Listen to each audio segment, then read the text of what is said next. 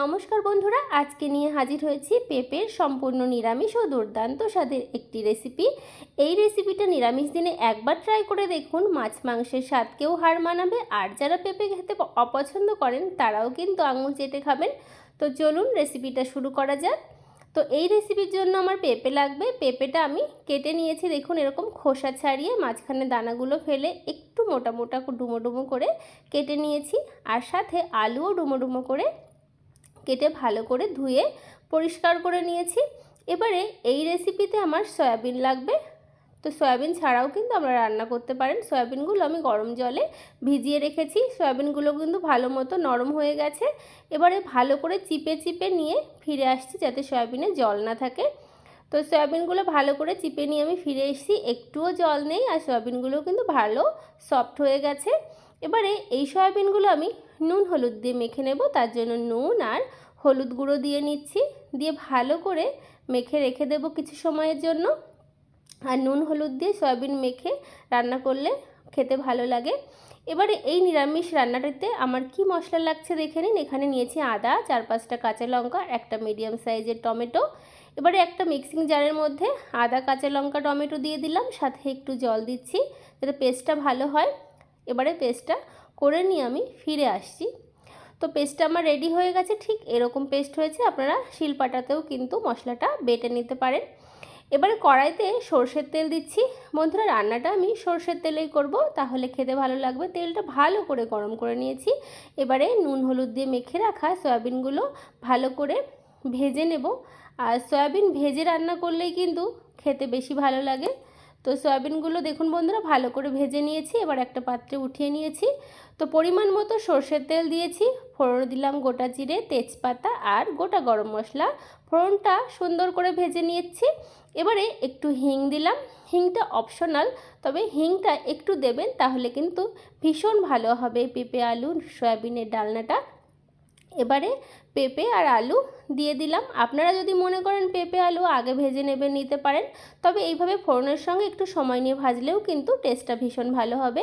একটু নুন আর হলুদ গুঁড়ো দিয়ে দিলাম, দিয়ে এবারে পেঁপে আলুগুলো ভালো করে লাল লাল করে ভেজে নিচ্ছি। তো পেঁপে আলুগুলো দেখুন আমার লাল লাল করে ভাজা হয়ে গেছে।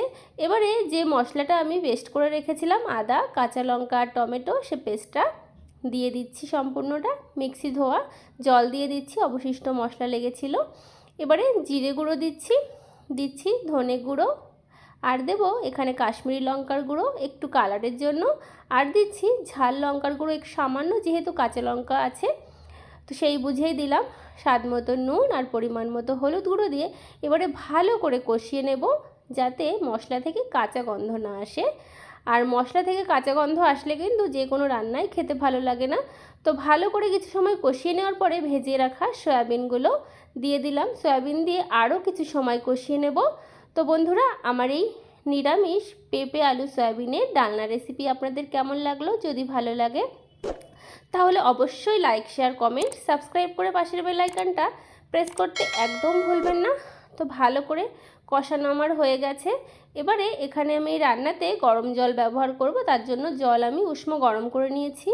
আর গরম জল দিয়ে এই রেসিপিটা করলে খেতে টেস্ট অনেক বেশি হবে। তো ঝোলটা একটু মাখো মাখো হবে, সেই বুঝেই কিন্তু আমি জলটা দিয়েছি। এবারে ঢাকা দিয়ে রেখে দেবো যতক্ষণ না পেঁপে আলু ভালো মতো সেদ্ধ হচ্ছে। তো ঢাকনা নামিয়ে নিয়েছি। তো পেঁপে আলুগুলো দেখুন বন্ধুরা ভালো মতো কিন্তু সেদ্ধ হয়ে গেছে। এবারে খুন্তি দিয়ে একটু এরকম ভেঙে ভেঙে দিচ্ছি, তাহলে কিন্তু ঝোলটা অনেকটা মাখো মাখো হবে আর খেতেও ভালো লাগবে। এরকম খুন্তি দিয়ে একটু এরকম ঘেটেও দিতে পারেন। যেহেতু নিরামিষ রান্না তার জন্য একটু চিনি দিলাম, চিনিটা আপনারা স্কিপ করতে পারেন, তবে এই নিরামিষ ডালনাতে একটু চিনি দিলে টেস্টটা ভীষণ ভালো আসে। তো রান্নাটা কিন্তু অলমোস্ট হয়ে এসেছে। এবারে একটু গরম মশলা গুঁড়ো দিচ্ছি, আপনারা ঘিও দিতে পারেন, তবে আমি ঘি ব্যবহার করিনি। তো দেখুন দেখতে কতটা সুন্দর হয়েছে না আমার এই পেঁপে আলু সয়াবিনের ডালনা রেসিপিটা। খেতেও কিন্তু ভীষণ সুস্বাদু হয়েছে। একটা পাত্রে নামিয়ে নিচ্ছি। গরম গরম ভাত, রুটি সব কিছুর সঙ্গেই কিন্তু আপনারা পরিবেশন করতে পারেন। নিরামিষ দিনে এরকম একটি পেঁপে আলু সয়াবিনের ডালনা রেসিপি যদি থাকে, তাহলে কিন্তু বাড়ির সবাই চেটেপুটে খাবে। আর যারা পেঁপে খান না তারাও কিন্তু আপনাকে বারবার বানাতে বলবে, এতটাই সুস্বাদু হয় এই রেসিপিটা। তো আপনাদের কেমন লাগলো অবশ্যই জানাবেন, আর বাড়িতে ট্রাই করার অনুরোধ রইল। আপনারা ভালো থাকবেন, সুস্থ থাকবেন, দেখা হবে অন্য ভিডিওতে। ধন্যবাদ।